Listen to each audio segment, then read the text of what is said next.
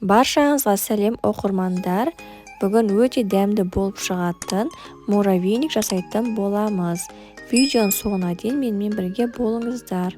Өте дәмді болып шығады. Және де тез жасалатын муравейник. Мен қамырын дайындап илеп қойдым. Сіздерге қазір рецепт жаза кетемін. Осылай қамырын илеп алғаннан кейін морозильникке қатырып алғам.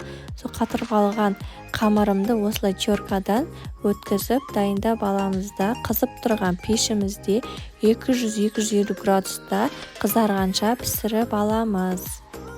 Муравейнигіміз осылай қызарып пісіп шығады.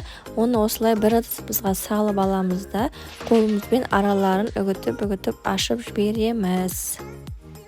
Егер де сіздер жаңа көрермен болсаңыздар, маған тіркеліп, лайк басып, комментарий бөліміне өз пікірлеріңізді қалдыра кетіңіздер. Қазақша контенттің дамуына өз үлестеріңізді аз да болса қоса кетіңіздер. Осылайынан барлығын үгітіп аласыздар. Тез үгітілетін болады.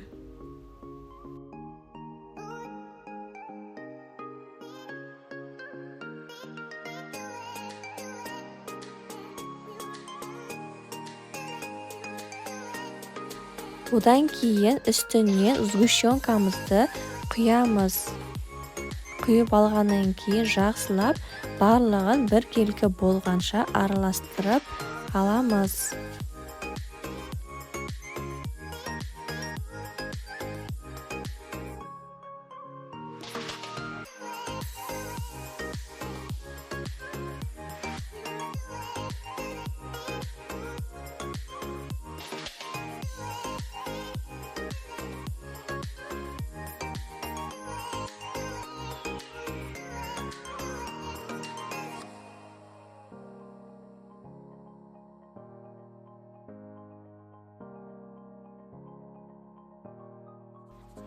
Араластырып алғаннан кейін тәрелкеміздің үстіне қою үшін осылай ыдысымызға саламыз.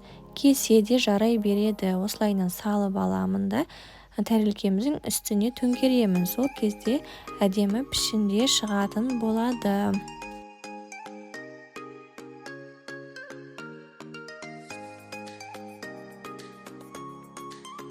Осылайынан төңкеріп қоя бересіздер.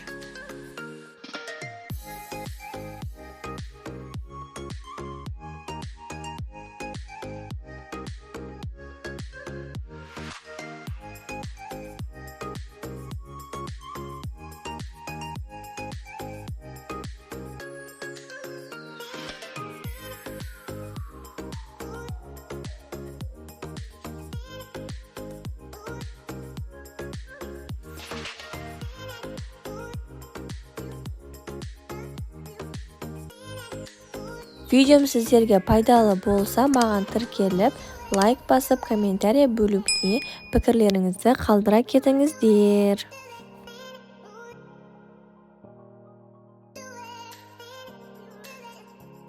Осымен біздің муравейник тортымыз дайын болды. Өте дәмді болып шығады. Міндетті түрде жасап көріңіздер. Әсемдігі үшін үстіне шоколад құюға да болады. Немесе сахарный пудра, мак сепсеңіздер де болады. Қош сау болыңыздар.